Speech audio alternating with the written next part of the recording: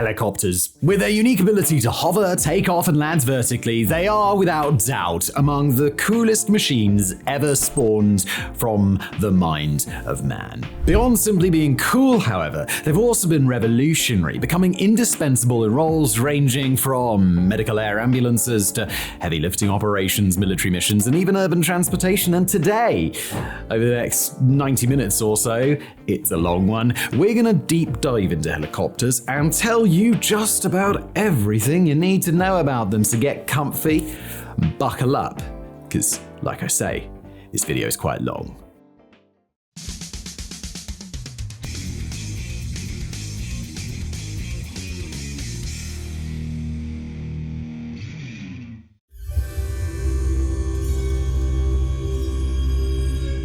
The idea of vertical flight is much, much older than you may imagine. The earliest recorded instance of such flying by humans comes from China around 400 BC. There, children played with flying toys known as bamboo dragonflies. These toys consisted of a rotor attached to a stick and were simple enough things. You spin it between your palms, it generates lift, and off into the air it would go, much to the merriment and wonder of contemporary onlookers. Such toys were rather long-lived, to say the least, as they can actually still be found today. But despite their long-lived nature, we don't really know who invented them, why they were invented, or their creators' understanding of aeronautics while inventing them. We have a few drawings here and there which allow us to roughly date their emergence to about the 4th century BC, but that's kind of it.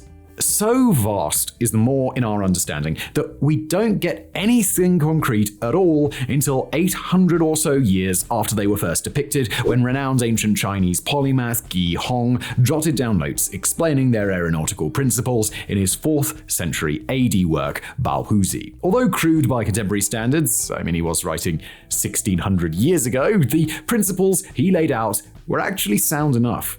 We could easily spend the entire length of this lengthy video breaking down the mysterious origins of bamboo dragonflies alone, but for our purposes today, such a protracted explanation is moot. For our understanding of helicopters, it doesn't matter who invented them or why. All that matters is that we know they existed within the scientific zeitgeist as a humble seed for the sprouting of further thought down the line. A seed that, after centuries of careful watering and nurturing, would give us the mighty machines that we have today. But what solves this multi-century long inspiration? How did that occur? Well, chiefly it occurred because of two things: the Silk Road and the Renaissance. The former, ancient China's intercontinental trade route into the West, brought the toys themselves to Europe, and the latter, a period of scientific rebirth following the Middle Ages, spawned the wrinkle-brained types that needed to look at the toy and wonder what would happen if it was made a whole lot bigger. But while we know of this general dichotomy, the specifics of the bamboo dragonfly's penetration into and diffusion across Europe has largely been swallowed by the sands of time, and we find ourselves left with just the occasional hint as to when and where it reached, such as this French painting from around 1460, which quite clearly shows the toy. As for the matter of clever sorts trying to turn the bamboo dragonfly into a practical and functional machine, a very famous example comes from none other than Leonardo da Vinci, who in a manuscript which historians have catchily dubbed Paris Manuscript B, written sometime between 1487 and 1490, he detailed his design of a so-called aerial screw.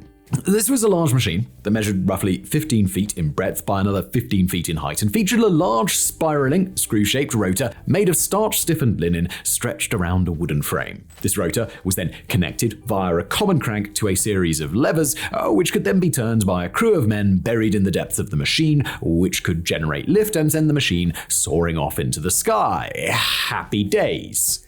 In theory. Leonardo himself was quite confident in his aerial screw, as he jotted the following in the margins of his design to quote, "I believe that if this screw device is well manufactured, that is, if it is made of linen cloth, the pores of which have been closed with starch, and if the device is promptly reversed, the screw will engage its gear when up in the air, and it will rise up on high."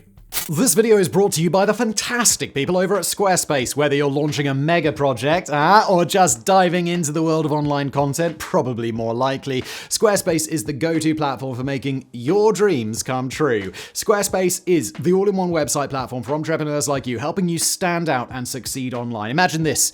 you're about to launch the next big thing, and suddenly you hit a roadblock with your website design. Well, that is where Squarespace's Fluid Engine comes to the rescue. It's a bit like a magic wand for your website. You drag, you drop, and voila! Creativity unleashed. Website made. It's very easy, but it doesn't just stop there. Squarespace extensions let you connect your store to third-party tools, expanding the functionality of your website. It's like having a toolkit that grows with your ambitions. And let's also talk about Squarespace courses. If you're planning to start your own online course, then Squarespace will make it a breeze. With a powerful Fluid Engine editor, professional layouts, and easy paywall setup, turning your knowledge into income has never been this seamless. And if you're like me, eager to know what's working and what's not, Squarespace Analytics is your secret weapon. Dive into insights, analyze the effectiveness of your content, and tailor your strategy based on real data. Ready to level up your online presence? Head to squarespace.com/megaprojects for a free trial. And when you're ready to launch, use the code megaprojects at squarespace.com/megaprojects to save 10% off your first website or domain.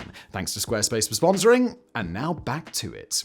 Unfortunately, as effective flying machines require more than a liberal dosage of optimism to work, and while no doubt inspiring, Da Vinci's design was ultimately naught but a crock of demonetizable words that had no hope of ever actually flying. Even had he employed the most absolute of units to turn the levers, the design would simply not generate anywhere near enough lift to take flight. We did some rough napkin maths and estimate that because of the design's weight and aeronautical inefficiencies, the levers would need to be spun at around 3,500 RPM, a figure which is just a little bit beyond human capabilities, no matter how much Weetabix you had for breakfast. From there, attempts to make actual functional helicopters dried up for a few centuries, and instead boffins the world over put their minds to walking before they could run, and so focused on figuring out the science of how helicopters operated, with one such notable boffin being Mikhail Lomonosov, a Russian polymath who developed a small coaxial, meaning multiple rotors stacked atop one another, helicopter model in July 1754. For the time, his design was actually quite the revolutionary one, as it was the first ever helicopter to be powered by stored mechanical energy, as it utilized a wound-up sprung device that continued to power the model once it was out of the operator's grasp.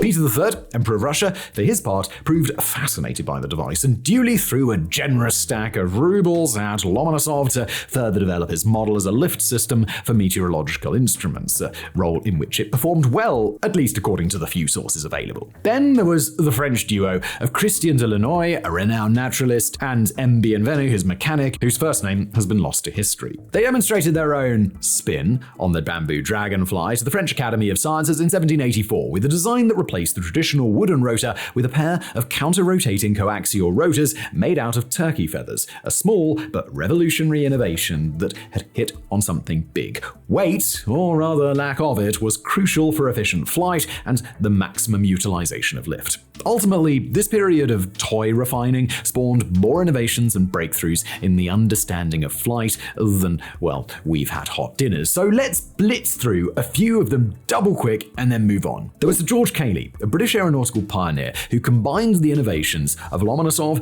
Delannoy, and Bienvenu to make a feather rotor model that was powered by rubber bands in the 1820s, and also designed a four-rotor aerial carriage that, like Da Vinci's aerial screw, failed to fly due to a lack of power. There was also Alphonse Pénard, who in 1874 began twisting the rubber bands in his model helicopters to have them deliver yet more energy, and directly inspired the Wright brothers and Gustave de Ponton d'Amercourt, who actually coined the term helicopter in 1863 and experimented with fitting steam engines to his model helicopters in 1887. As a result of these early pioneers, come the close of the 19th century, all the maths and science had been figured out. So, what of actual helicopters? Or when did they start coming about? Well, the answer to that lies in the late 19th century, when engines started to be developed that teased the potential of enough power to lift people. One of the first people to realize the potential of these engines for vertical flight was none other than Thomas Edison, who in 1885 experimented with an internal combustion engine-powered helicopter model that used nitrocellulose for fuel. He had some limited success, but ultimately failed to make anything meaningful, knocking it on the head after a few explodey setbacks robbed him of his enthusiasm for helicopters.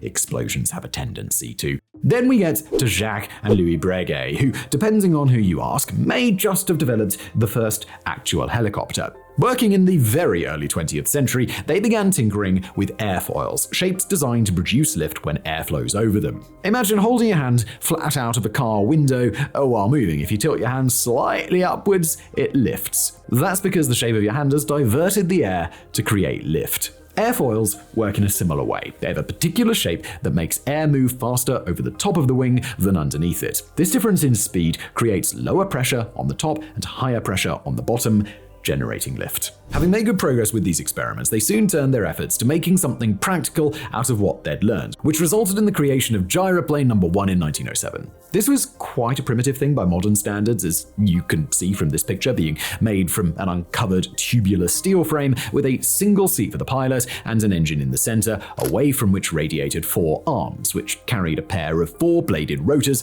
which were set to contra-rotate to eliminate instability. But despite its rather crude appearance, it works. I mean, kind of, as on the 29th of September 1907, it managed to fly 2 whole feet into the air, while 4 men steadied it as it lacked any way of being steered or controlled while in flight. But there were no two ways about it. This was a phenomenal achievement, the first time in history that a rotorcraft had lifted itself and a pilot into the air. But does it count as the first helicopter? I mean, that's an important question. It's a question which historians have answered with a resounding yeah, maybe. Some say yes because it had twirly rotor bits and got off the ground, and some say no because it had to be restrained while doing so. However we choose to classify their machine, the Breguet brothers were beyond chuffed with their achievement, and they built on their success by creating gyroplane number 2 in 1908. This through a couple of times and appears to have been an improvement, but both details of this craft and the flights it made appear to have been lost to history. Ultimately, regardless of how well or badly they went, a catastrophic storm destroyed both gyroplane number 2 and the Breguet brothers' workshop in 1909. The first true helicopter, as proclaimed by the bulk of historians, was coincidentally another French design that also appeared in 1907, the Cornu helicopter. Named after its inventor, Paul Cornu, it was quite a large thing, utilizing 2 20-foot counter-rotating rotors driven by a 24-horsepower petrol engine, about a third of the power you get from a modern small hatchback car, by the way. The key difference between the Cornu helicopter and the gyroplane number 1, the one that makes it a true helicopter, is controllability. The fact that it could actually be steered, sort of, and didn't use a pack of strapping fellas clinging to it to keep it stable. It made its first flight on the 13th of November, where it remained in the air for 20 seconds and lifted Cornu to a height of around 1 foot. Thrilled by this result, Cornu pushed his design further and further over the coming weeks, eventually managing to reach a height of 7 feet, staying in the air for around a minute and flying a short distance while doing so. Eventually, however, Cornu was forced to abandon the design and go back to the drawing board. He was forced to accept that the craft was only controllable in the most abstract sense of the word, and that pushing the aircraft much further would only result in him being pushed into an early grave. Inspired by these early French successes, boffins the world over then set their minds to tinkering on helicopters of their own. But as most of these machines more or less match the performance of the Cornu helicopter, we're not going to stress too much about them, and we're going to leap forward a bit in the timeline, picking it back up with Danish inventor Jacob Ellerhammer, who revolutionized things with his Ellerhammer helicopter, which he built in 1912. Its design centered around a frame that supported 2 counter-rotating discs, each outfitted with 6 vanes around its circumference. These counter-rotating discs were, at risk of overhyping, a stroke of absolute genius. By rotating in opposite directions, they counteracted the torque effect, which is the tendency of the helicopter to spin in the opposite direction of the rotor, and this greatly contributed to its stability. He wasn't the first to use such rotors, of course, as even gyroplane number 1 had used them, but he was the first to mount them directly above the fuselage instead of out to the peripheries of the craft on vast arms. Also, his was the idea of those 6 vanes on the disc, which he intended to act like rotor blades and create lift as they cut through the air. Ellerhammer put his money where his mouth was on the 28th of December 1912 when he got behind the controls for his first test flight. It was nothing fancy, a quick bit of up and down inside a large warehouse just to prove that his base concept worked, and work it did. So he proceeded to test his craft outdoors, completing multiple untethered takeoffs, flying higher than any helicopter before him had, navigating around a bit, and then safely putting it back on the ground. It's hard to overstate just how huge of a leap this was. I mean, sure, his helicopter was still a primitive thing all in all, but Ellerhammer had just overcome all of the shortcomings of earlier designs and actually made a helicopter that could reliably and repeatedly fly to a meaningful altitude and navigate around while it was up there. This laid the foundation for all later helicopters that would come. The helicopter itself was destroyed in September of 1916 when, during one of its takeoff attempts, it tipped over and destroyed its rotors. But, that's technological progress for you. Being a huge leap forward doesn't mean that it's free from risk and drawback. It's quite the opposite, actually. From there, helicopter development largely stalled for a time, thanks to a little thing called World War I. War might be the mother of all invention, but every rule has an exception, and while many, many emerging technologies had unfathomable amounts of capital thrown at them during the war, helicopters were just not one of them. The money men of the time simply couldn't see their potential, and frankly, one could appreciate why, as at that time they looked a bit didn't they? Let's be honest, they were toys that could fly around a field for a bit and not usually crash while doing so. It's not going to be a situation of, oh yes, brilliant idea, let's pull millions of pounds from fixed-wing aircraft and put them into that thing that maybe might work, possibly, that's kind of a toy. No one did that. Or did they? Because there was one nation that did make a smidge of an effort towards helicopter development during World War I, and it was, of all nations, the one central power with a common reputation of resting on its technological laurels and in no way making an effort to push the envelope: Austria-Hungary. They developed the PKZ, one of the world's first military helicopters. Named after its Czech and Hungarian designers, Stefan Petrzi, Theodor von Karman, and Wilhelm Zurovec, the PKZ was designed as a replacement for hydrogen-filled observation balloons, hydrogen being a gas that was not only very volatile and dangerous, but also surprisingly hard to come by when you're blockaded by the entire world and engaged in total war. They were also designed to be tethered to a workaround intended to get around the primitive control technologies of the day. You can't fall out of the sky if you're always at the end of a big length of rope's tension and just never let off the throttle. Two PKZs were built, rather originally being dubbed PKZ-1 and PKZ-2. And their designs actually vary a lot. The PKZ-1, for example, featured 4 large rotors arranged around a central frame, each rotor consisting of multiple blades. These rotors were powered by an electric motor, a novel approach at the time, which was supplied power from the ground through the tethering cable. The PKZ-2, by comparison, incorporated 3 radial engines to drive a pair of coaxial contra-rotating rotors. PKZ-1 had quite a short life, only conducting a short series of 4 test flights in March 1918, in which it proved happily capable of lifting 3 men and being quite stable thanks to its tether. But its electric motor, although ungodly powerful for the time as it produced a maximum 250 horsepower, akin to a modern mid-range sports car, was too unreliable and burnt its wiring insulation out on its 4th test flight, leading to the cutting-edge electric propulsion system being abandoned in favor of a traditional internal combustion engine arrangement going forward. Unfortunately, PKZ-2 didn't fare much better. It began its flight trials in April 1918. With its traditional engines, it proved capable of rising up to an altitude of 120 feet and hovering there for about half an hour at a time. This was great. Up to that point, engines sputtered and lost power, leading to its tension line getting slackened and it beginning to violently shake from side to side until it regained altitude and cable tension. Despite these niggles, the designers were adamant that the PKZ-2 had potential. And so, on the 10th of June, they arranged a demonstration before air service officials, which ended in an engine failing, it being unable to maintain altitude, and then slowly falling to Earth, where it smashed into the ground and mangled its rotors. Shockingly, no further funding was allocated to the project after that display, and work on the PKZ-2 ceased. And so that brings us nicely to the end of World War I. And the end of this chapter. The helicopter had now been invented, and the whole world could see the potential the technology had. But frankly, the technology at this point was still a bit crap. And there was a lot of work that needed to be done before the helicopter became a reliable and useful machine. But, well, that's exactly what everybody did.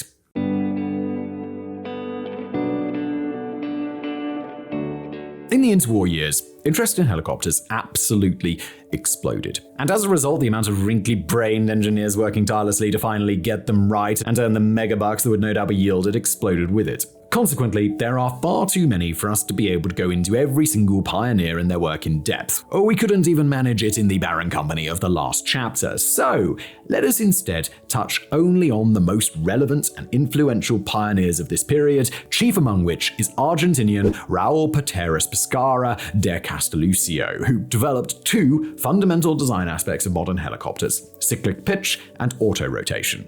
Cyclic pitch is a control mechanism in a helicopter that allows the pilot to change the pitch of the rotor blades as they rotate around the rotor hub. This means that the angle of the blades changes cyclically during each rotation, allowing the helicopter to tilt and move in a specific direction. When the pilot changes the cyclic pitch, it alters the lift produced by each rotor blade during its cycle around the hub. For example, increasing the pitch as the blade moves to the front of the helicopter and decreasing it as it moves to the back will tilt the helicopter forward, causing it to move forward. Similarly, adjustments can be made to tilt the helicopter sideways or backwards. De Castelluccio developed the first viable cyclic pitch system while working in Spain in the 1920s, and in doing so, had finally overcome the enormous control issue that those early pioneers had had with those helicopters. Auto-rotation, on the other hand, is a critical safety feature that allows helicopters to safely descend and land in the event of an engine failure. In auto-rotation, when the engine fails, the pilot immediately lowers the pitch of all the rotor blades simultaneously to reduce the drag on the rotor blades. Then, as the helicopter begins to descend, air enters the rotor system from below as opposed to the normal powered flight where air is pushed downward. This upward flow of air keeps the rotors spinning, similar to how a windmill spins in the wind. The unpowered spinning blades then generate enough lift to significantly slow the descent. Then, just before touching down, the pilot uses the remaining rotor energy to decrease the rate of descent and land the helicopter more gently. For De Castelluccio, auto-rotation was a natural next step of his cyclic pitch technology. Having figured out how to change the pitch of the blades in flight, he then set his mind to figuring out the various ways this new technology could be fully exploited, thus coming to auto-rotation. In addition to De Castelluccio, there was also Frenchman Etienne Omichen, who on the 14th of April 1924 set a new record for the greatest distance ever flown in a helicopter behind the stick of his own Ocean Mission No. 2. It was a whopping 525 meters. Helicopters could now not just fly around a single field, but they could fly into the next field. The technology was truly reaching dizzying heights. And look, in no small part, such a whopping distance was possibly due to small vertically mounted rotors that Ochermann had fitted to his helicopter, which rotated in the opposite direction from the large lifting rotors, a revolutionary innovation which would later develop into the tail rotor. Tail rotors are also a crucial component of most helicopters, providing the necessary counteractive force to help control the helicopter's heading by counteracting the torque effect produced by the main rotor. When the main rotor spins to generate lift, it also creates rotational force that, without counteraction, would make the entire helicopter body spin in the opposite direction. The tail rotor, positioned perpendicularly to the main rotor, provides the necessary counter-torque. Or to put it more simply, a single rotor helicopter will always want to spin in the direction that the rotor is spinning, but by sticking a cute little mini rotor on the end, you counteract this and you keep it pointing straight. They operate on the same aerodynamic principles as the main rotor, using airfoils to generate lift. However, in the case of the tail rotor, the lift it produces is used sideways to push against the torque of the main rotor.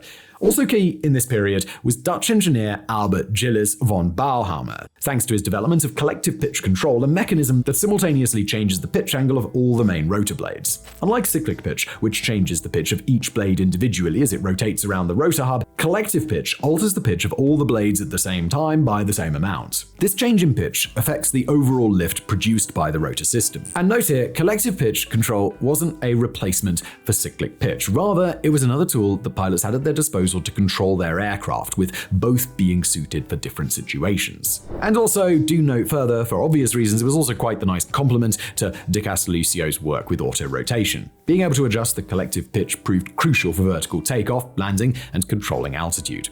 For example, to take off, a pilot could now increase the engine power and pull up on the collective to increase the blade's pitch, producing more lift. To land, the pilot reduces the engine power and lowers the collective, decreasing the blade's pitch and the helicopter's lift. It was a method that offered far more control and precision than just brute forcing it with engine revs, so to speak. Now, what we've attempted to provide you with so far in this chapter is a general feel of the period. The idea that small innovations were being developed around the world, which, when later combined, would create the viable modern helicopter. And just to really drive home the idea that the innovations of this period were a collaborative international effort, here's a couple more to consider. Oskar Asboth, a Hungarian engineer who further refined the PKZ to make the AH-4 in 1928. His big goal was safety and reliability, and thus through some whiz-bang engineering, the AH-4 proved capable of taking off and landing safely over 250 times in a single hour. Also, there's Corrandino de Ascanio, an Italian engineer who built the D-83 in 1930, which used auxiliary wings, small wings intended only to provide lift during horizontal flight to take the strain off the engine and thus increase range. But what of the actual progress on helicopters? The kind that wasn't just small little jumps on the technological racket here and there, but significant leaps ahead. Well, that was well on its way, because as all of the aforementioned boffins were tinkering away, refining the basic aeronautical principles and technologies of helicopter flight, a Spanish chap by the name of Juan de la Cierva was working hard away on developing the first practical, actually usable, and not just a fun gimmick rotorcraft, the autogyro. So let's begin this discussion by making one thing perfectly clear. An autogyro is not a helicopter. Its development, however, was a vital stepping stone on the path to true helicopters. But due to various pedantries that will now break down, a helicopter it is not. You see, an autogyro uses an unpowered rotor, which just freely spins of its own accord during horizontal flight to generate lift, with the thrust of the engine instead being sent to either forwards or a backwards-facing engine, and when in flight, as it moves through the air flows upward through the rotor, causing the blades to spin and generating lift through auto-rotation.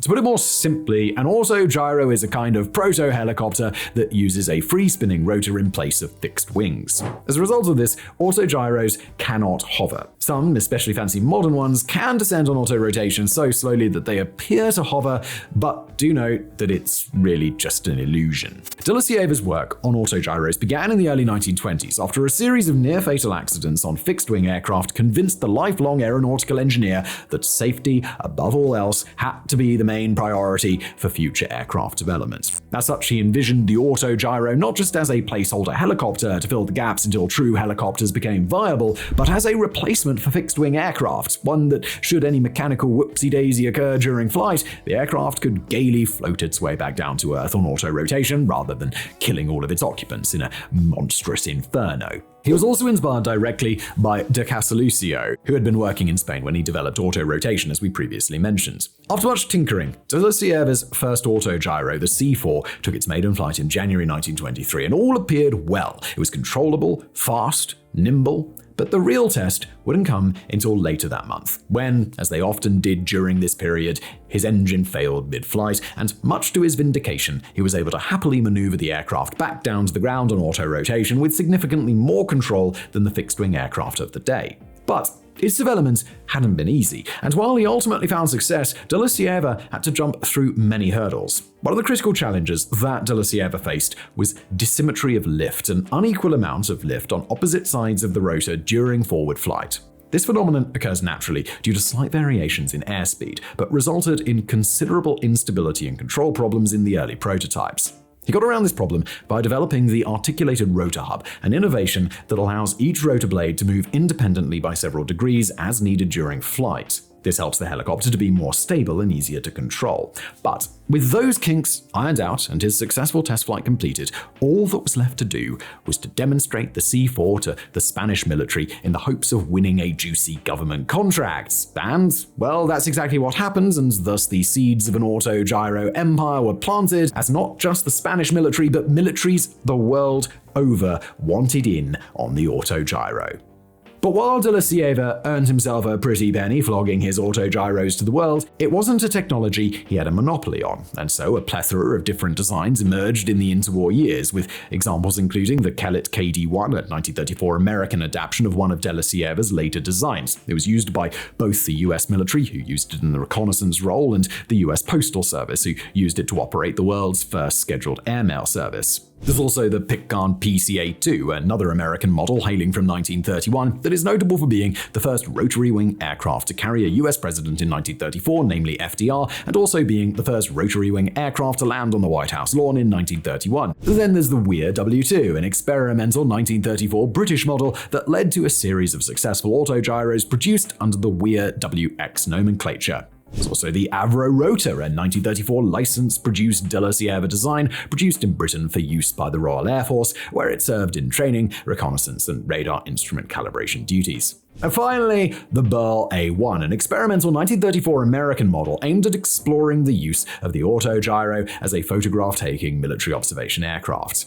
Alright, so this was all fun and games then. From the troubled foundation of the early helicopters we previously discussed, the autogyro had risen as a legitimate, usable, actual technology that saw widespread adoption. But while many were more than happy with this, many innovators still dreamed of true helicopters one day becoming a reality, and as autogyros were taking the world by storm, they scurried themselves away in their sheds, fettling and tinkering with various ideas and concepts that would later spawn true helicopters. Helicopters that were capable of all the vertical goodness that man had long since dreamed of since he first got his hands on a bamboo dragonfly. The first major breakthrough toward a practical helicopter came from German engineer Engelbert Zaschke. Now, he was a man with a very, very wrinkly brain, and thus, in 1927, he opted to walk before he could run. Rather than take the, let's be frank, rather crap helicopters of the time, which had barely progressed beyond the performance of the gyroplane number 1 and make them, work and all that, he instead opted to take the now proven technology of autogyros and make them a bit more hovery, aiming to create a machine that blended the hovering capabilities of a helicopter with the simple design of autogyros. What he created, the Rotation-Flugzeug, or rotating airplane, was a dual-rotor machine that used a gyroscope to increase stability and store energy for gliding flight, and more crucially, to also store energy to keep the rotors turning when the swiveling propeller at the rear was deactivated, thus allowing it to land vertically. Notably, however, and we can't be clear enough about this, it was not a helicopter because it couldn't take off vertically, as the gyroscope it used to turn the rotors while underpowered would have no energy while on the ground. It could only land vertically, and thus it kind of escapes classification, having more capabilities than an autogyro but not quite the full capabilities of a helicopter. But make no mistake, while a helicopter it might not have been, it was still a phenomenal achievement and brought mankind within a whisker's breadth of a true helicopter. I mean, yes, the whole taking off thing had to be figured out, but after that, the job would be a good one. But despite it sounding like man only had one more tiny leap to make before he finally got his hands on the long, elusive, actually usable helicopter, further innovation continued to be slow. The Rotations-Flugzeug proved to be something of a technological dead end that couldn't just have vertical takeoff capabilities blagged onto it. And so, despite being so close to a true helicopter, designers were forced to go back to the field of flyers and try to find ways to improve on them. And that didn't go very well for the next decade or so. We were back to the now familiar pattern of helicopters being improved in tiny ways here and there, with some notable innovations of the time being the WWII, a Soviet helicopter designed by Boris Yuryev and Alexei Chemukhin, which managed to push the altitude record up to 605 meters in 1932. There was the Type II, built by Nicholas Florin in 1931, a Russian national living in Belgium, one of the most stable helicopters of the time. They could stay in the air for dozens of minutes at a time without surrendering to wanton airflow and slamming into the ground. And then there's also the Gyroplane Laboratoire, literally Gyroplane Laboratory, built in 1933 by Louis Breguet, one of the two brothers behind gyroplanes number 1 and 2. It set an endurance record of 1 hour, 2 minutes, 50 seconds in the air, a distance record of 27 miles, and a speed record of 28 miles. Finally, however, come the late 1930s, it would be done. A practical helicopter would at long last be developed, the Focke-Wulf FW-61, which was, to put it simply, a front-engined autogyro derivative that also had a fully powered rotor system consisting of 2 3-bladed counter-rotating rotors mounted on either side of the fuselage atop tubular structures, with the power for all of this coming from a single 160 horsepower engine, about as much as a modern decent-sized family saloon. The rotors were fully articulated, with control being achieved through the use of cyclical pitch, differential pitch, and collective pitch. Horizontal movement was achieved through a clever combination of cyclical pitch and the front propeller pulling the helicopter ever so.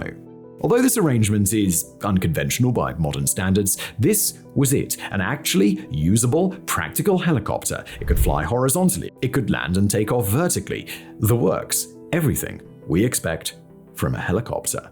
It took its maiden flight in June 1936 with its inventor Heinrich Focke behind the stick. This was quite the lackluster affair, lasting only 45 seconds, as Focke wished to simply test out its basic operation at a height that wouldn't kill him if it all went catastrophically wrong. But with that done successfully, the sky was the limit, and by June 1937 it had reached a height of 8,000 feet, remained airborne for 1 hour, 20 minutes and 49 seconds, and covered a straight line distance of 10 miles, all on the same flight. Also developed around the same time was the Vought-Sikorsky VS-300, which took a more conventional design approach. It was seen as the ultimate refinement of those primitive early helicopters. Development of this revolutionary machine began in 1938 when Igor Sikorsky, then engineering manager of the Vought-Sikorsky arm of the United Aircraft Corporation, threw a mountain of paperwork that represented years of his own research into rotary-winged aircraft down on the desk of his superiors and told them that he thought he was up to taking on the task of making a practical helicopter a reality. All he needed was a truckload of money and access to the company's best minds and research facilities. Now, certainly, this was a tall ask, but if anyone had a brain sufficiently wrinkly to crack helicopters, it was Sikorsky. He had designed 31 fixed-wing aircraft up to that point, with highlights including the S-21 in 1913, the world's first successful four-engine aircraft, and the S-42 in 1934, a revolutionary flying boat that played an enormous part in facilitating the birth of the commercial aviation industry. Furthermore, not only did he have a proven track record in aircraft design, but the first time he dipped his toes into the aerospace world, it had been with helicopters, when he designed the admittedly quite primitive, but then again, what wasn't at that time, H-1 and H-2 in 1909 and 1910 respectively. He was given a budget and set about the task with vigor. His design, to put it simply, combined all the promising little innovations that we've seen in the video thus far into a single combined platform, with a few new innovations of his own for good measure. From others, he took the tail rotor of the Ochmiken No. 2, the airfoil designs of Jacques and Louis Breguet, the cyclic pitch mechanisms of De Castelluccio, and the collective pitch control mechanisms of von Baumhauer. All of it. He took it all and he combined it together. For his own innovations, he used a new top-of-the-line internal combustion engine that delivered 150 horsepower, and crucially, he used only one of them, developing a special transmission to split its power between both the main rotor and the tail rotor. This reduced the weight of the aircraft and reduced the amount of thrust it needed to get into the sky. This worked an absolute treat, and by the end of the first stage of testing in 1940, the VS-300 was regularly hitting 70 miles per hour, altitudes of several hundred feet, and most crucially of all, not crashing while doing all of this. That was all well and good. The world now had two successful helicopters, but still, there was a problem. Both the FW-61 and the VS-300 were only prototypes. Excellent prototypes, yes, but prototypes nonetheless. And why should the world care? The world collectively scratched its heads and wondered what their utility was and why they should bother to plunge vast amounts of capital, labor, and time into developing them further. This was a big problem, and what the helicopter really needed to take off was some kind of cataclysmic civilization-threatening world event, one that would make governments the world over collectively turn their underpants a healthy shade of brown and begin pouring truckloads of money into advanced aerospace projects. And, well, what do you know, such an event was just around the corner, a little international spat that you might have heard of, World War II.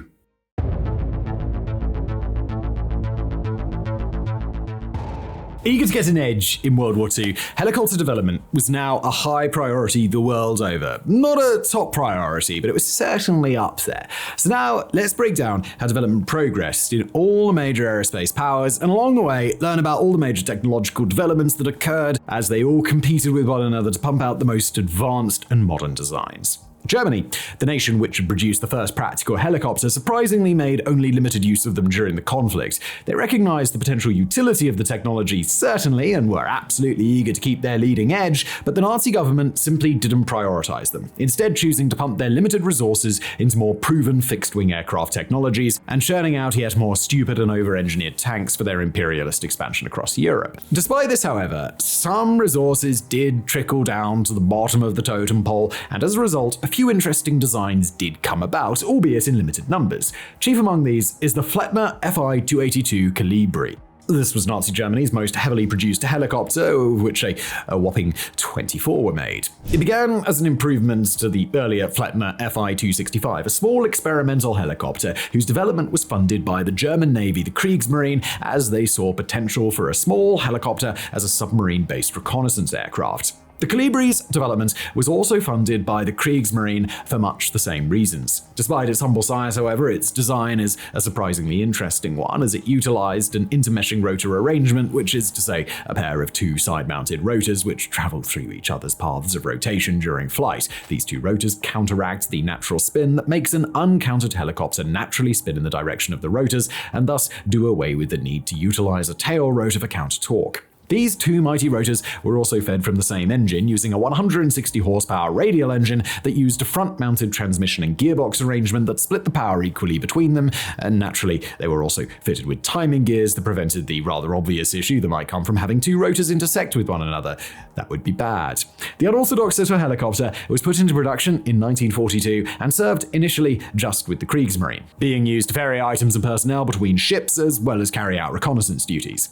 With time, however, Hermann Göring started taking a shine to the Colibri and started eyeing it up for use in his Luftwaffe over land. He used his senior position within the Nazi regime to requisition the bulk of the examples made and then sent them off to the workshop to be tinkered with to make them up to his personal specifications, which chiefly included the fitting of a second seat to accommodate a dedicated spotter. It did well in its new role, and so the Rotund Reichsmarschall soon wanted more, and he had the Air Ministry issue a contract to BMW to produce 1,000 of them in 1944. Nothing came of this contract, however, because shortly after its issuing, the RAF kindly reduced the Munich factory set to manufacture them to rubble, and so the surviving Colibris lived out the rest of the war, soldiering on as artillery spotters until they were all eventually either captured or destroyed. The Germans also had the Fokker Agilus Fa-223 Drache introduced in 1940, which was the world's first serially designed helicopter. It was also the world's first dedicated transport helicopter, and also by far and away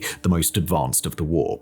Lift came from two mighty 39-foot rotors mounted on side-jutting booms, which were powered by a single and enormous 1,010 horsepower radial engine. Thanks to this enormous power plant, it could reach a speed of 113 miles per hour, climb up to an altitude of 23,500 feet, and carry up to 2,200 pounds of cargo in its sizable hold.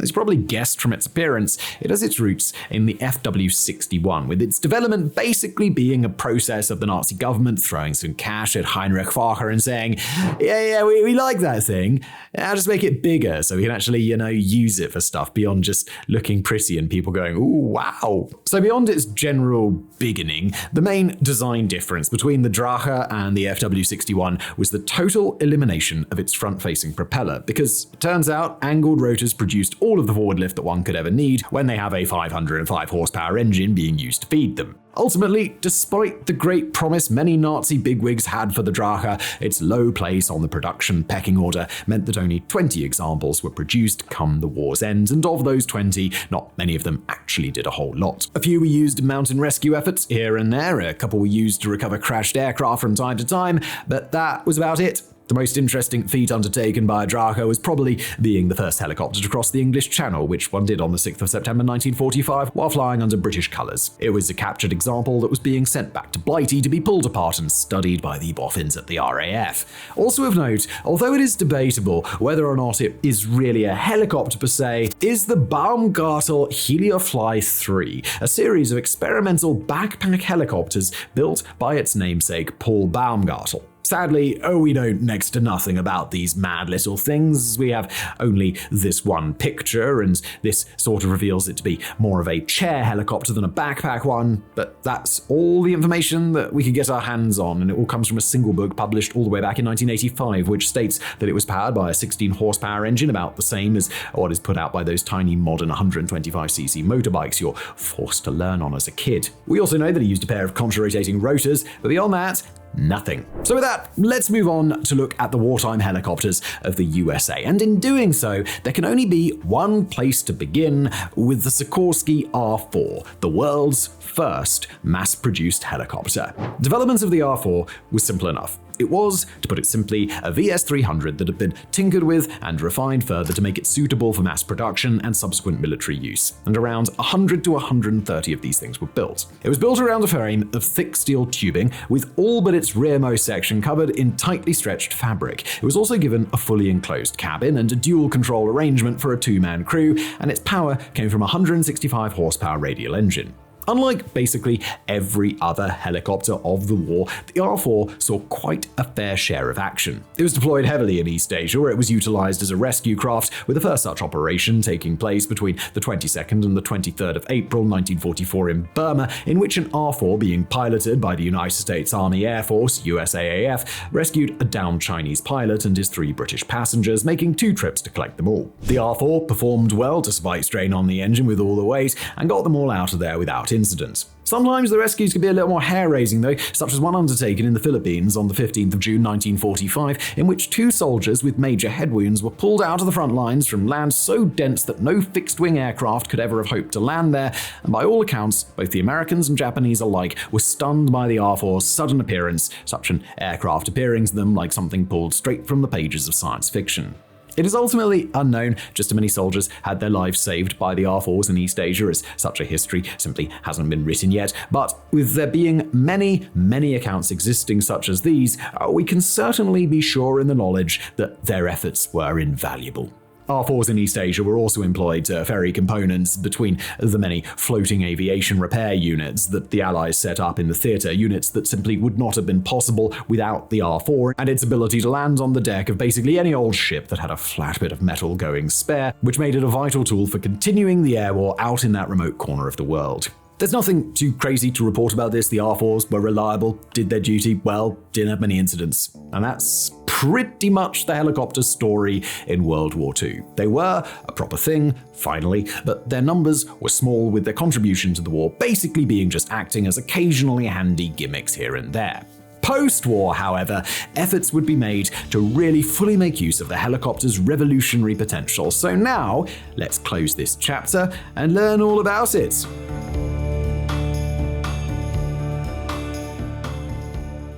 Okay, in this chapter, what we want to do is mix up the structure a little bit, because our approach from previous chapters was using specific helicopters themselves as a springboard to discuss their evolution, and that's just not going to work here, because with the helicopter finally hitting the big time in this period, there are simply too many of them for us to be able to discuss them all individually. In the early Cold War period, they were used much in the same way as they were in World War II, namely for rescue and medical evacuation, observation roles, and not much else. But now, everyone was on the helicopter hype, and every military worth its salt rushed to get some for themselves. And notable examples were the American Bell 47, which flew in 1945, the British Bristol Sycamore, which was 1947, the French Sud-Ouest Aerial, which flew in 1947, the Soviet Mil Mi-1, which first flew in 1948. All of these helicopters were fantastic and all of that, but they did have a big problem. They were all really slow. This was a result of how these early helicopters achieved forward flight, which we discussed in the last chapter. This system, when hooked up to an internal combustion engine, was too weak, and so to really unlock the helicopter's true potential, a new, beefier power plant was needed. And if it could provide a bit of cheeky horizontal thrust on its own in addition to powering the rotors, just like the FW61 supplementary propeller had all the way back in 1936, well, that would be a bit of a bonus too. And well, wouldn't you know it, just such an engine existed and had already begun revolutionizing fixed-wing aircraft in late World War II. That, of course, is the jet engine. Now, when we say jet engine, let's be a bit more specific, because to lump every type of engine that compresses air and heats it up by blowing up liquefied dead dinosaurs, well, that would be a gross oversimplification on our part, and frankly, it would be completely incorrect. There are far too many different types of jet engine for us to be able to go into all of them within the confines of this video, so let's try and keep this streamlined. When we say jet engine, what springs to your mind is probably a turbojet or a turbofan engine, neither of which typically end up in helicopters. The former such engine is a type of jet propulsion system that works by drawing air into the engine, compressing it, mixing it with fuel, and then igniting that mixture. The resulting high-speed exhaust gases create thrust, propelling the aircraft forward. Such engines typically produce very high power, but have ungodly fuel inefficiency, so they'll typically only find their way into high-performance military jets, where performance is literally a life and death concern, and budgetary concerns, courtesy of the taxpayer, are barely a concern at all. For example, think of basically any of history's famous fast jets, the English Electric Lightning, the Lockheed SR-71 Blackbird, the MiG-25, just to give a few examples.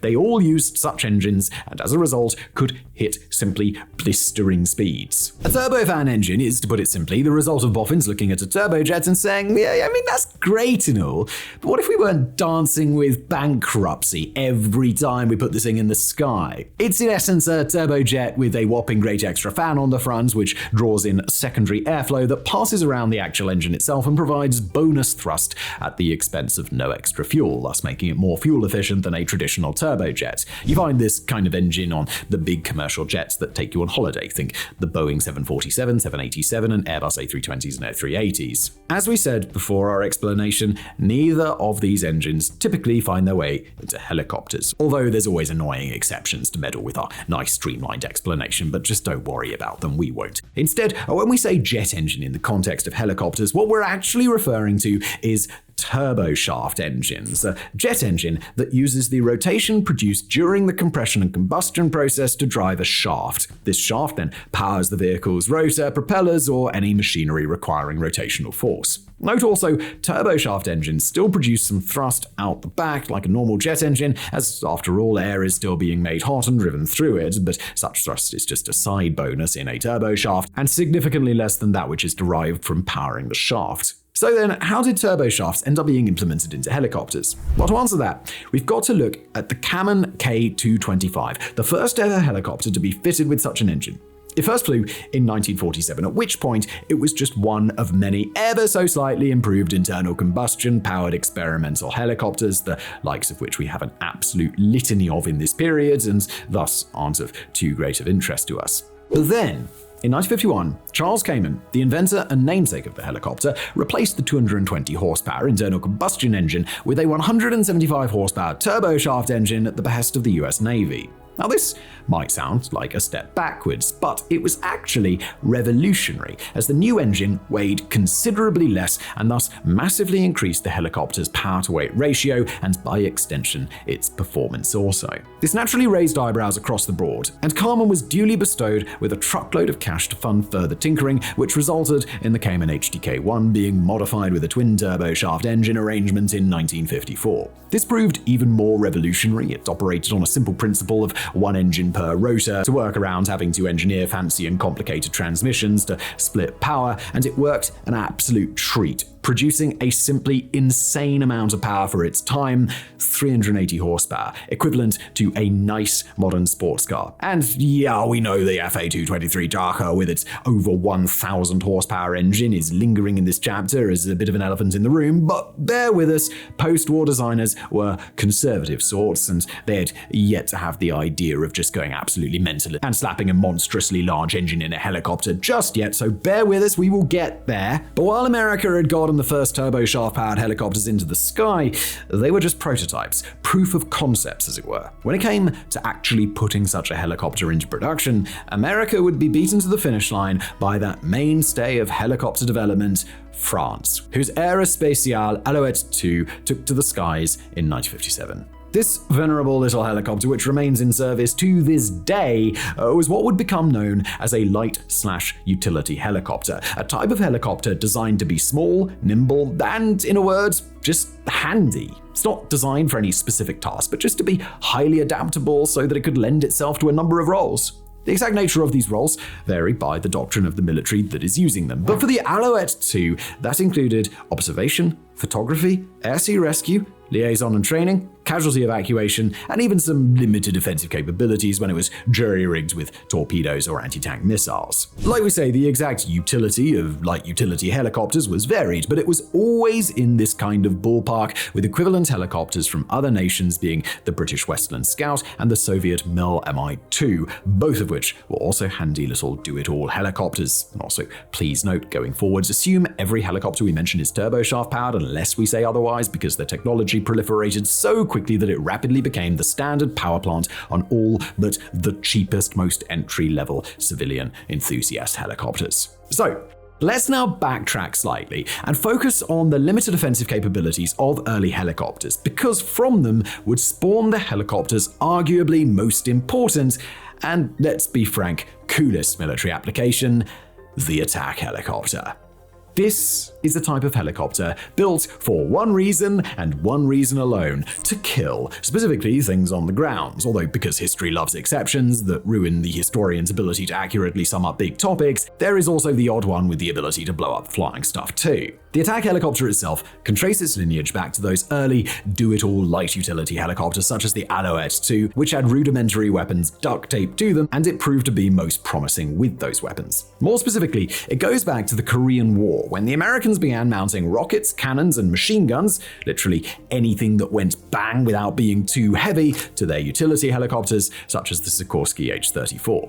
Offensive capabilities were very much a secondary consideration. These jury-rigged helicopters weren't sent out on the prowl specifically to kill, much like how we would imagine a modern attack helicopter. Rather, it was a secondary consideration intended to squeeze a bit more utility out of these helicopters, i.e. they could now drop off some troops and also lay down some vaguely aimed bangs while the troops they deployed got into position.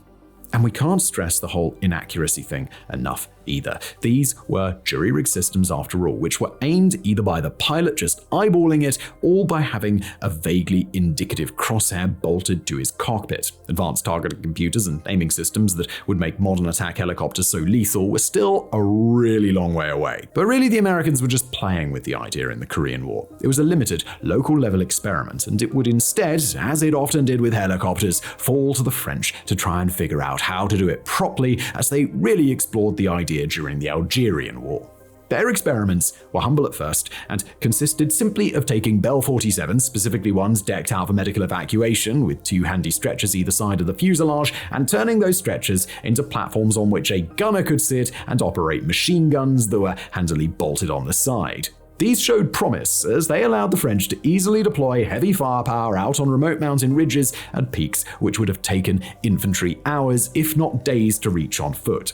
But they were severely limited, as the little Bell could barely carry the weight of 2 extra fully strapped blokes, 2 machine guns, and the thousands of rounds of ammo needed to feed them. They found the idea most promising, however, and so they embarked on a quest to find a helicopter actually powerful enough to take the extra weight and a weapon system light enough to serve the purpose, and they produced some really wacky stuff in the process, everything from the Sikorsky S-19s stacked with old Nazi 20mm cannons, rocket pods, and 50 caliber machine guns at the same time, to Piasecki H-21s decked out with all the same goodies and also some bombs for good measure, because why not? Ultimately, the Algerian War would be a disastrous loss for the French, but these helicopters were one of the few things that actually went well, and so the seed was planted, and the race was on to make a dedicated, not botched, attack helicopter. It would take until the mid-1960s for it to emerge, however, spurred on by America's ever greater involvement in the Vietnam War, in which their air cavalry tactics, which consisted of flying about in helicopters to make quick, fast strikes against enemy in conditions they as attackers chose, not only wanted, but demanded a heavy weapons platform that could keep up with them as they did so.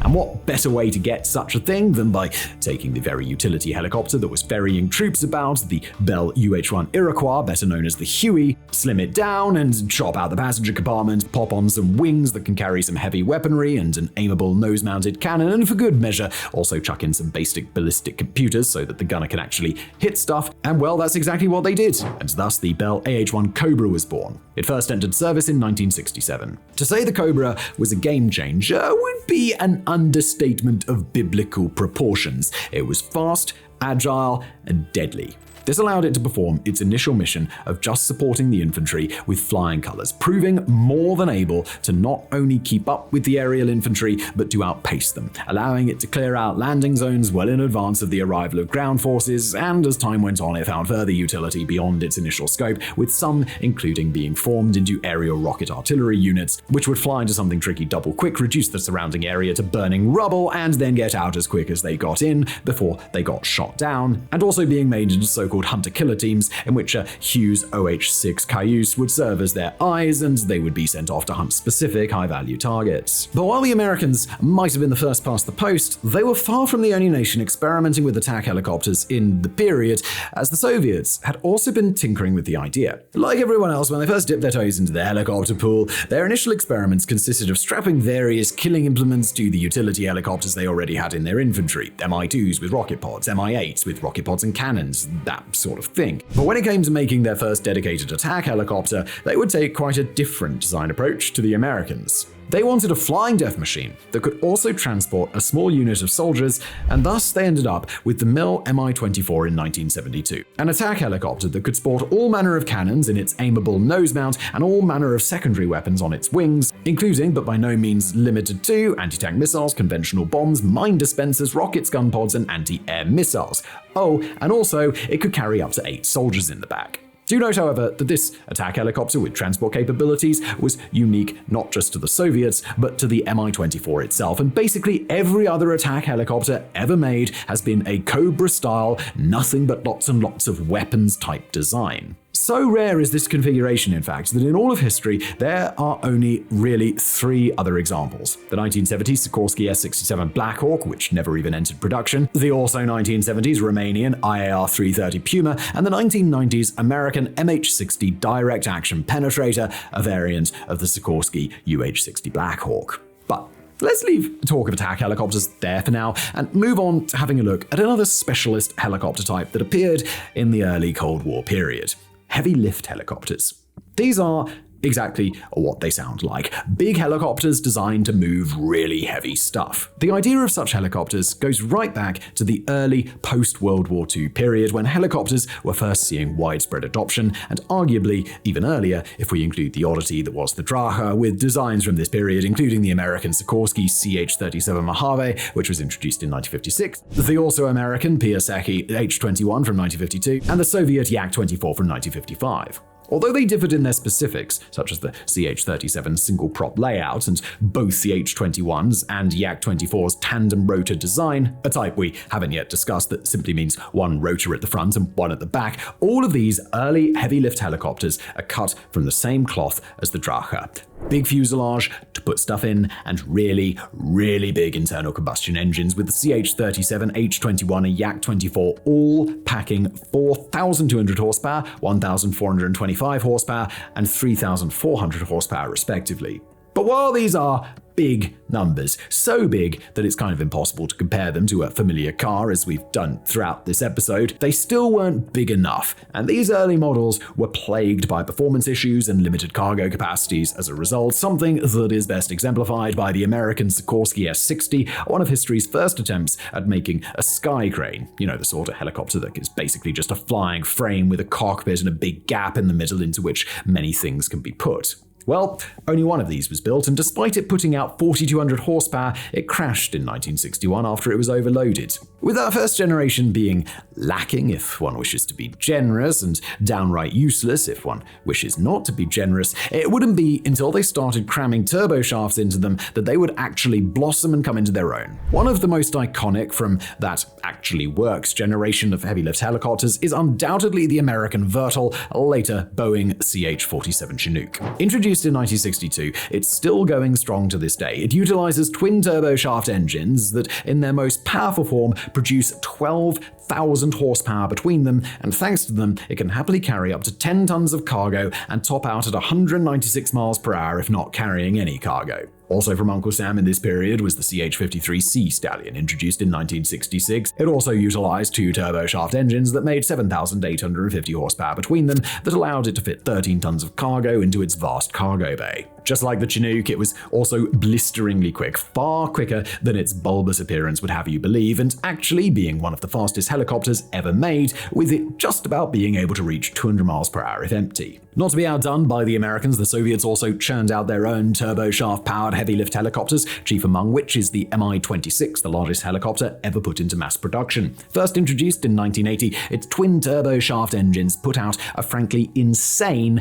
22,800 horsepower between them in their most powerful variants, allowing it to carry 20 tons of cargo, and in what is becoming something of a theme among this type, it also flies significantly faster than you would imagine, with a top speed of 183 miles per hour. And while we're here, to bring this discussion of heavy lift helicopters to a close, it'd be frankly rude if we didn't mention the Mil V-12, the biggest helicopter ever made, and by extension, automatically one of the coolest. But just how big is the biggest helicopter? Oh, we hear you scream. Well, we're not going to bore you with down to the millimeter measurements, but its fuselage is more on par with a Boeing 737, an actual airliner. It took its first flight in 1967 and tragically never advanced beyond the prototype stage. Powering it was 4 turboshaft engines that made a total of 26,000 horsepower, which afforded a maximum speed of 160 miles per hour and a cargo capacity of 40 tons. And that pretty much brings us to the end of this chapter. But before we move on, there is one more important area of development in this period that we are yet to discuss. civilian use of helicopters. Understandably, this chapter's been a bit military heavy. After all, it was their money and industrial complex that drove helicopter development more than any other. But still, the civilian use of helicopters is a very important part of the story that we would be wrong to neglect. So let's have a look at that now. The first helicopter ever registered for commercial use was the Sikorsky H-5, a World War II era upgrade of the earlier R-4 that we discussed in the World War II chapter. It was added to the American Civil Aeronautics Authority's registry in 1946, but ultimately who owned it and what they used it for are details that have been lost to time. We do know, however, that as the years went on, the Bell 47, a tiny little utility helicopter, would go on to be the most heavily utilized helicopter in civilian circles, at least up until the late 1950s, with the type proving extremely popular in surveying work and as a ferry for various commercial enterprises that operated out in the middle of nowhere. Soon enough, airlines, their eyes lit up with dollar signs, would want in on the helicopter game too, with the first ever commercial helicopter service being put on by British European Airways from June 1950, when they began using a Westland WS-51 to operate a passenger service between Liverpool, England and Cardiff in Wales.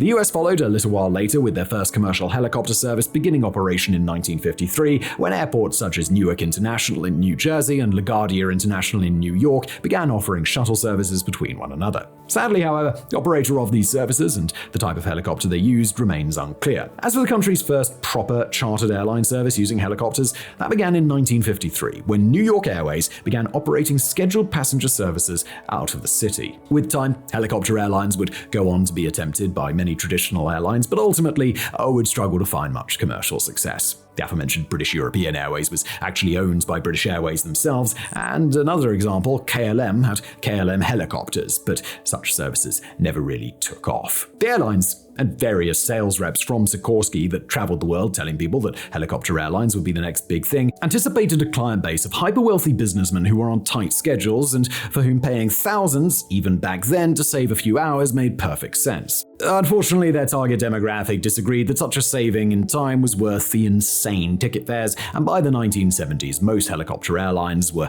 dead and bust. They did, however, go on to find a number of limited commercial applications, chief among which were oil companies, who found that helicopters represented the perfect way for them to quickly rotate crews on their offshore platforms. The extra speed of such a transfer allowed them to significantly shorten shift times and thus attract better talent to their enterprise, and actually represented an overall saving compared to running ships to boot, as the significantly smaller number of staff needed to operate helicopters as compared to ships more than paid for the additional operating costs of the machines themselves. They also found use by hospitals who, across the developed world, began operating medevac services to supplement their traditional land-based paramedics. This was particularly prevalent in America, where in the 1960s there was a real drive to outfit hospitals with dedicated helicopter facilities. By 1965, 34 hospitals in the country had already constructed heliports, a number that had increased tenfold by the close of the decade. Numbers of lives saved and flights run by medevac services are hard to come by, but to give a general idea, we know that a medevac service out of Houston, Texas, known as Life Flight, had 2 helicopters on its books, which responded to 1,788 calls in 1978 alone. And that is pretty much how the helicopter looked when it came of age. Turboshafts were king. By and large, they had become more sophisticated and refined machines, and their primary user were militaries, with a cheeky little bit of civilian usage here and there. So now, let's move on and see what came next for the helicopter.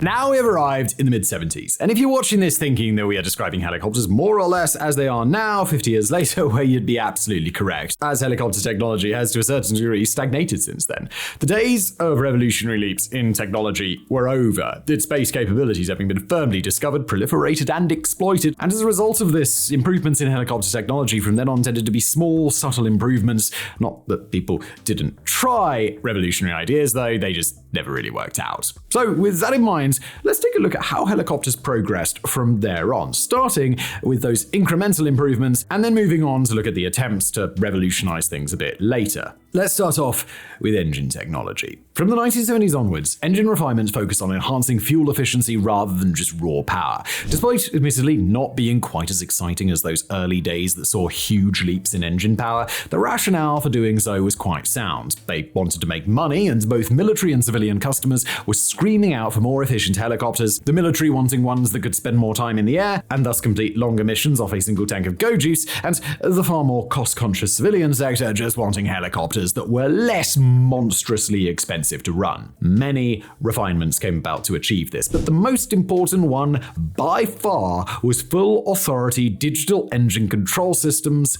or FADEC. This is a technology that automates the entire engine control process by, to put it simply, plugging a massive computer into the engine that looks at environmental conditions such as air density and speed, as well as the control input of the pilot, and then figures out the adjustments needed to fuel flow, air intake, exhaust systems, and all other physical processes of the engine to help bring the pilot's intended outcome about in the most efficient way, all in the background with no input from any human operator and in fractions of a second.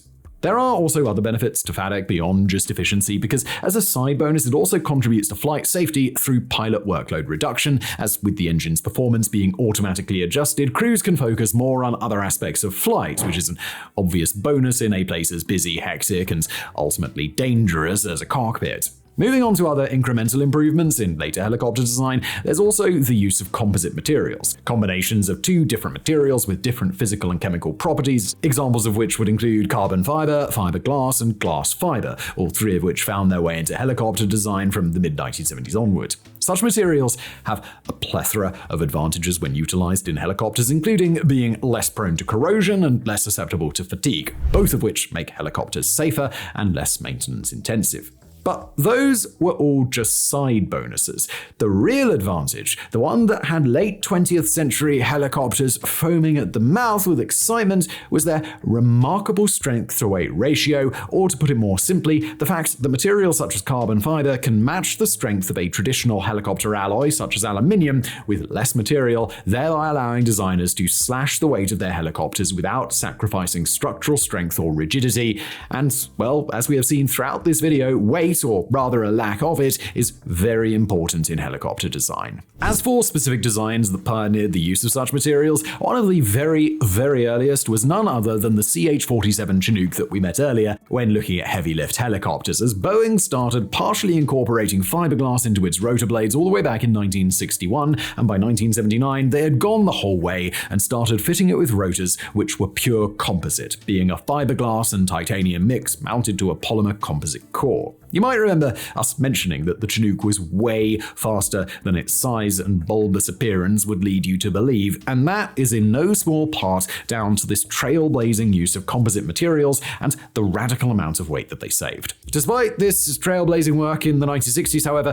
Boeing would be beaten to the finish line by Cayman, who produced the world's first pure composite rotor blade in 1976, 3 years before Boeing. The K747 blade, as Cayman dubbed it, was an all-fiberglass rotor they made for Bell's AH-1 Cobra attack helicopter. They produced 4,000 of them, and it went down a storm with pilots, many of whom reported their Cobras as being noticeably more nippy and responsive thanks to the extra performance the shed weight squeezed out of their helicopters. While the Americans were occupying themselves with just trying to make lighter rotors out of composites, Aerospatiale over in France was really pushing the envelope and trying to incorporate composites all over their helicopters. They started small to begin with, and by the close of the 1970s, they were using them in secondary structures such as doors and wing spurs, but with that going well, they then expanded their application of composites significantly, eventually producing both their AS-350 and AS-365 models with composite rotors, tail fins, fuselages, and various smaller ancillary components, the first manufacturer to do so to such an extent.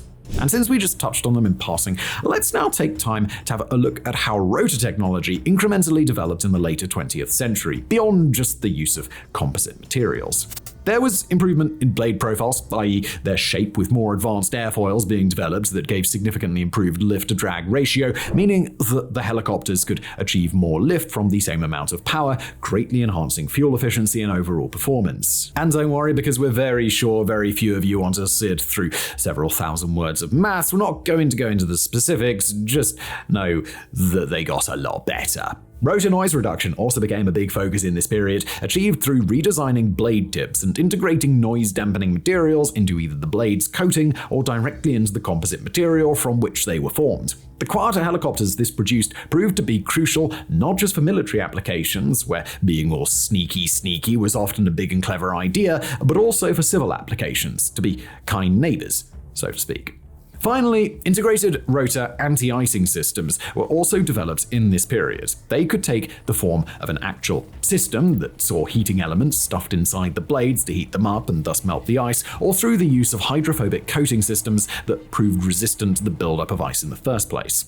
Now, look, this is all fun and games, and jolly interesting stuff if we do say so ourselves, but what of those attempts to revolutionize fundamental helicopter design in this period? What was the crack with those? Well, to answer that, we're going to focus on two attempts pushed in this period: compound helicopters and tilt rotors. Compound helicopters, to put it simply, are helicopters that have an additional system for thrust and typically small, stubby, fixed wings to generate a bit of extra lift as it zooms around at theoretically higher speeds than that which can be achieved by a typical traditional helicopter.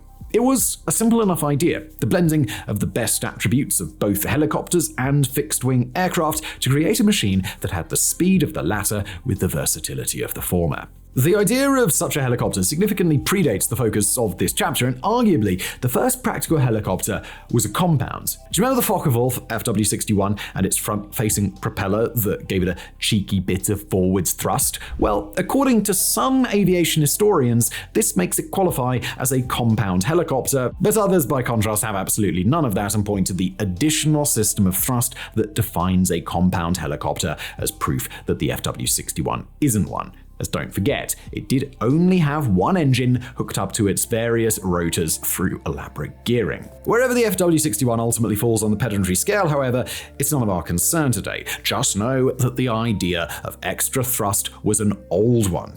And, well, the job, as they say, was a good one. It wouldn't be until the 1960s and 70s that the idea would start to be seriously explored, though, as that was when aerospace companies the world over began plowing a not insignificant amount of money into developing the next big thing and yielding the many, many millions of dollars that it would no doubt yield, with examples of experimental compounds produced in this period, including the American Bell 533. A single one was produced in 1962, and it was basically a UH-1 Iroquois with two whopping great turbojets bolted onto its side to give it extra thrust and a pair of fixed wings to give it extra lift during horizontal flight.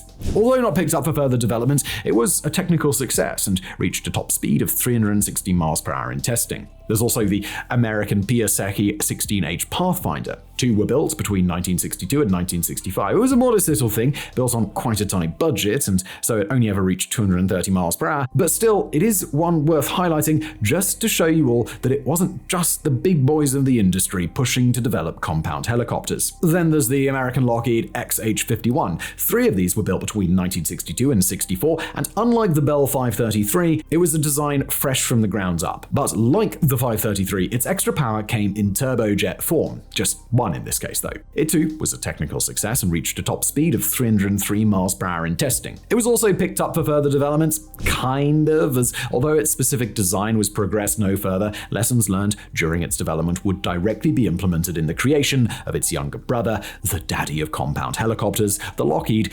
AH-56 Cheyenne. The Cheyenne was a groundbreaking attack helicopter designed in 1967 when the US Army was screaming out for a more serious and meaty attack helicopter to take over from the Bell AH-1 Cobra, and boy did it deliver. One of its most distinctive compoundy aspects was its four-bladed rigid rotor system. Unlike the more common articulated or semi-rigid rotor systems that we discussed earlier in the video, a rigid rotor system is characterized by rotor blades that are fixed directly to the rotor hub without hinges. This configuration, which is still unusual even to this day, gave it several key advantages. Firstly, rigid rotors provided increased stability and responsiveness. Without the hinges that are typical in articulated systems, there was less mechanical complexities and fewer moving parts. This reduction in complexity meant that rotors could respond more quickly and precisely to pilot input. The direct control linkage between the pilot and the blades allowed for more accurate and agile maneuvering, which was especially important for a high-performance attack helicopter like the Cheyenne. Additionally, the rigid rotor system contributed to the Shan's ability to handle higher speeds and more dynamic maneuvers. In traditional helicopters, the rotor system has to manage complex aerodynamic forces, especially at high speeds, which can cause issues such as blade flapping and pitch change. The rigid design of the Shan's rotors reduced these problems, allowing the helicopter to operate efficiently at higher speeds and with greater agility. Another benefit was reduced vibration. Helicopters with articulated rotor systems often experience significant vibrations due to the movement of the blades on their hinges. The rigid rotor design of the Shan mitigated this issue, leading to a smoother flight experience, which not only improved comfort, but also reduced the strain on the helicopter's components, potentially increasing its operational lifespan and reliability. But a set of Tati rotors was just one part of the story, because after all, to meet the definition of a compound helicopter, it needs some kind of proper method of producing horizontal thrust, right? Which, for the Cheyenne, came in the form of a pusher propeller at the rear of the helicopter. This was all powered by a single turboshaft engine that produced over 3,400 horsepower. But the clever bit, to save weight, the Cheyenne only had one engine and a complicated gearbox that would push most of the power to the pusher propeller during horizontal flight, leaving the main rotor to act kind of like that of an auto gyro and just passively generate lift. And then it would automatically apply power back to the rotors when the pilot's input suggested that he wanted to revert back to vertical flight. All of this, working together, meant the Cheyenne could reach speeds of 240 miles per hour and had a degree of flexibility and controllability not seen in any helicopter prior to that, and arguably even since. It also had a set of teeth to match its running legs, being equipped with a nose-mounted 30mm XM140 automatic cannon and a belly turret housing a 7.62mm M134 minigun. For anti-tank missions, it could carry up to 12 TOW or Hellfire missiles. All of this was controlled by a state-of-the-art gunner interface system that didn't just aim where the gunner looked via his helmet, but rotated his entire chair within the same arc as the cannons could fire within, creating seamless integration between man, cannon, and helicopter. Now, hearing all of that, you're likely to expect this to be the point where we say the Cheyenne was put into service, it was the best thing since sliced bread, the most lethal thing to ever be put into the air, and thus trailblazed a path for compound helicopters to become the widely embraced norm. But no, due to some inter-service rivalry, i.e. the US Air Force throwing a tantrum because the Army was about to get a toy they coveted, the Cheyenne was never put into service and its development was cancelled in 1972, and compound helicopters themselves more or less died with it. There has been the odd bit of development here and there since, but to all intents and purposes, the compound helicopter has been dead ever since. So then, if the compound helicopter's no good, what of tilt rotors, the other attempt at revolutionizing helicopters that came in the late 20th century that we teased you with a little bit ago? Well, it is widely debated what type of aircraft tilt rotors actually are. Some people say they are helicopters with secondary elements of fixed-wing aircraft, and some say they are fixed-wing aircraft with secondary elements of helicopters. So, do we have an answer for that debate?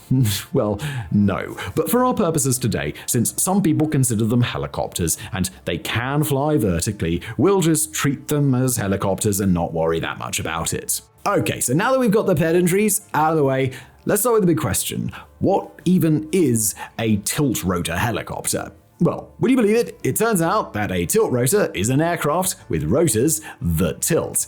You get nothing but the best analysts here at Mega Projects, do you? The obvious explanation aside, however, more specifically, a tilt rotor is an aircraft that blends the vertical lift capability of a helicopter with the speed and range of a fixed-wing airplane, which it achieves with a distinctive design feature: 2 or more rotors mounted on rotating nacelles on the tip of each wing. This allows it to operate in 2 modes: helicopter mode, in which the rotors are positioned vertically and thus allow it to fly, take off, and land vertically as well as hover, all like a traditional helicopter, and forward flight mode, in which the rotors are rotated to point forward, and to all intents and purposes, the aircraft functions like a traditional fixed-wing aircraft.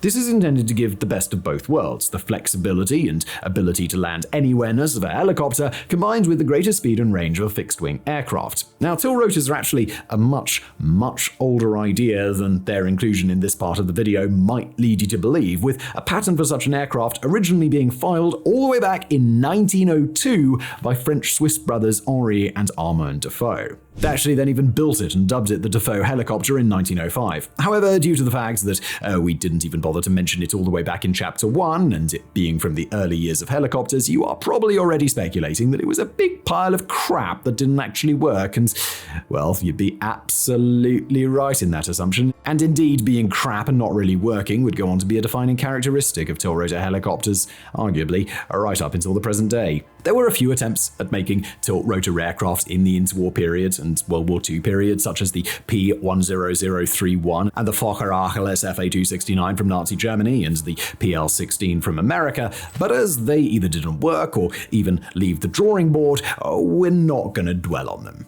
Come the end of World War II, however, interest in tilt rotors went into overdrive, and serious attempts to get one into the sky would start to appear thick and fast. There was the American Bell XV-3 from 1955. Two of these experimental aircraft were built, and while they did what was asked of them, technically, i.e. be able to transition between vertical and horizontal flight, their performance was so bad that Air Force interest in them dried up almost immediately and the program was quietly canned. Then there's the Canadian CL-84 Dynavert from 1965. Four of these experimental aircraft were built, and like the XV-3 before them, they did exactly what was technically asked of them, but unlike the XV-3, their performance was perfectly adequate. They were also largely safe, conducting over 700 test flights between the four prototypes, during which time they suffered only 2 crashes, which is not a bad ratio for test aircraft using unproven principles, and good thing no one was killed. The program was eventually cancelled, however, when absolutely no commercial interest was shown.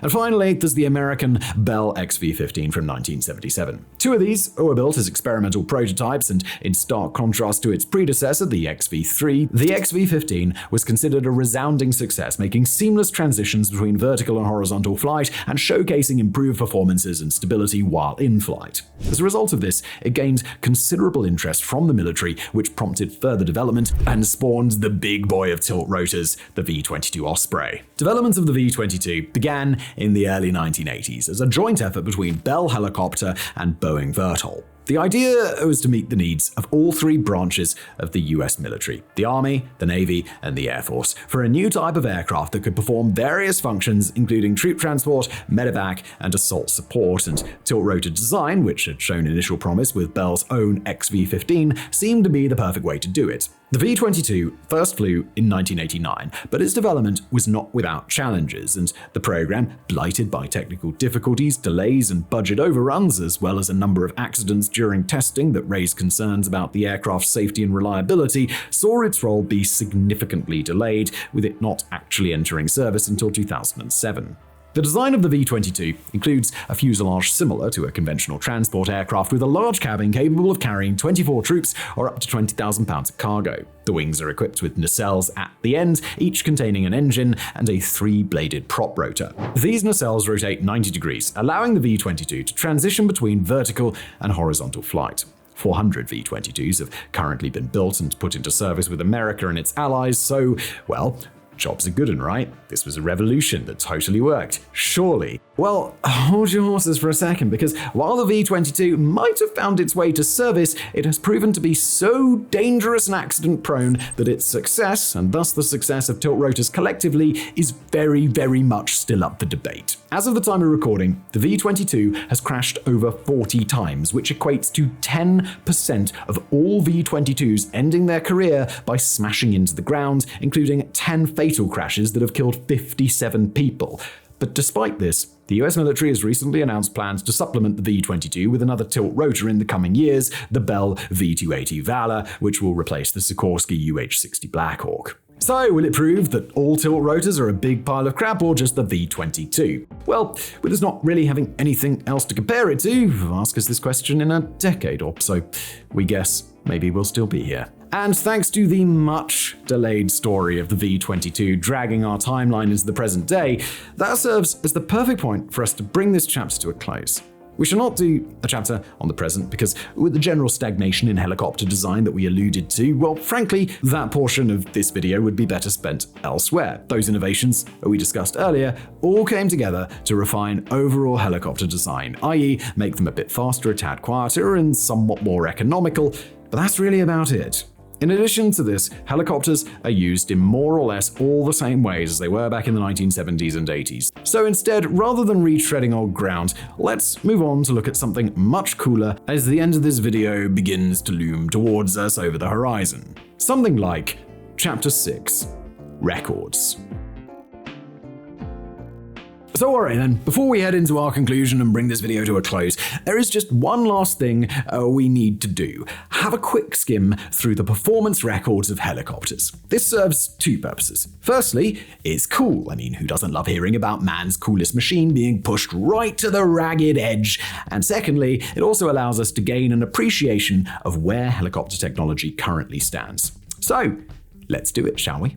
We'll start with speed, the coolest and highest adrenaline of all the records. The current record was set in 1986 when John Eggington from the UK reached a speed of 249 miles per hour in a highly modified Western Lynx. This record, which stands significantly greater than the roughly 200 mile per hour give or take limit that we've been working with throughout this episode, was a phenomenal achievement, being in the same ballpark as the compound helicopters we looked at in the last chapter. Incidentally, they don't count for the record. Don't ask us why, we don't have a clue, but for some reason no one ever includes them. So, whatever, we'll just have to go with it. As for how Eggington achieved that blistering feat in a conventional helicopter, the answer to that is a mix of a handy bit of backwind, every gram of excess weight being stripped from the helicopter, a unique to the trial run, highly streamlined body for the helicopter, and finally, a simply enormous pair of cast iron testicles between the legs of Mr. Eggington. He couldn't have picked a better helicopter to go for the record in either, as the Lynx, even in its normal form, features a rigid rotor system just like we saw earlier with the Cheyenne, so it's always nippy and is among the fastest conventional helicopters, even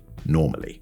In terms of the absolute altitude record, that's held by the Aerospatiale Llama, specifically one piloted by Jean Belay of France when it reached a height of 12,442 meters, that's approximately 41,000 feet, on the 21st of June 1972. The Llama was designed for high altitude performance even normally, and like the Lynx was for its speed attempt, it was stripped to the absolute bare bones for this attempt. As for payload records, that's harder to ascertain as there is no universally agreed upon weight that must be carried for it to count, as it were. But typically, everyone is happy to give this one to the MIL V12, which carried a 40-ton payload up 2,255 meters, around 7,400 feet in 1969, a combination so absurd that nothing has even come close to matching it. Given the unique bigness of the V12, I think we can assume that that one's going nowhere anytime soon. Now, do you remember at the start of this little section when we said that speed was by far and away the coolest record? Well, we might have lied to you there just a little bit, because the landing and takeoff altitude record, despite sounding rather drab, absolutely blows it out of the water, as the current record, set by Didier de Salle in a Eurocopter AS350, can literally never be beaten. He took his helicopter to the highest place on Earth, the summit of Mount Everest. And as you can see from the footage we're hopefully showing here, if it doesn't get copyright claims, it's some pretty cool shit.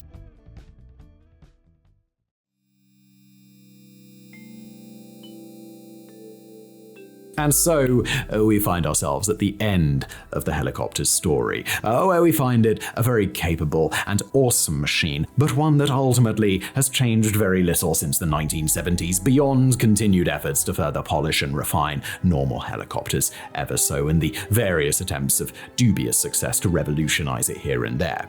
I mean, it's basically the same machine that we've had for decades now. But what of the future? Will this optimistic stagnation continue into time immemorial, or is something actually revolutionary lurking just around the corner? Ultimately, God only knows, but we can have some reasonable guesses, can't we? Firstly, tilt rotors may finally get properly nailed. As we mentioned earlier, the Bell V280 stands poised to replace the venerable UH-60 Blackhawk in American military service any year now, having been chosen as the winner of the Future Long-Range Assault Aircraft program by the US Army in 2020. Will this prove to be another kind of flop like the V-22 before it and send tilt rotors to the grave once and for all? Or will it finally vindicate the concept? Only time will tell. Sustainability, as with everything nowadays, is likely to be another critical focus, with a particular emphasis on developing electric and hybrid propulsion systems. Several of these are either already in limited production or very close to being produced. One such example is the Sikorsky Firefly, an all-electric helicopter that was introduced as a technology demonstrator back in 2010. Another example is the Chinese EHang 216, an electric two-passenger autonomous helicopter that has already had 40 or so examples produced. With there also being a basically bottomless pit of venture capital for any product that slaps the eco label on it nowadays, it stands to reason that electric helicopters such as these will almost certainly become more common as time goes on. And speaking of an autonomous helicopter, that is something else which is just on the horizon. In addition to the aforementioned EHang 216, which entered production all the way back in 2014, Lockheed also tested an autonomous UH-60 Black Hawk back in 2022, and in 2021, Airbus tested an autonomous variant of the H-130 they dubbed the Flight Lab. And with all of those showing decent enough merit, it stands to reason we will only see more autonomous helicopters as time goes on. And finally, compound helicopters may also finally break into the mainstream, because recently the idea has been picked up again by many different designers, and they seem promising. So you never know. As examples, there's the Airbus Racer that has been delayed a lot, but Airbus promises that it's absolutely for realsies this time, coming out real soon. There is also the Bell FCX-001, which was first unveiled as a concept back in 2017. It's just a concept though, so don't get too excited. And finally, there's the Sikorsky Raider X. We know very little about this one, but given the fact that its initial test date of 2023 has come and gone, don't hold your breath. All in all, the prospects of compounds becoming mainstream seems unlikely, at least compared to the other possible futures we've seen, but you never know. They're ultimately just guesses. And don't get us wrong, we'd like to imagine they're semi-informed guesses, but still, they're guesses nonetheless. If we want to know for sure, we'll just have to wait and see for ourselves. So maybe we'll meet you all back here in 2044 for the helicopter, Everything You Need to Know Part 2. Thanks for watching.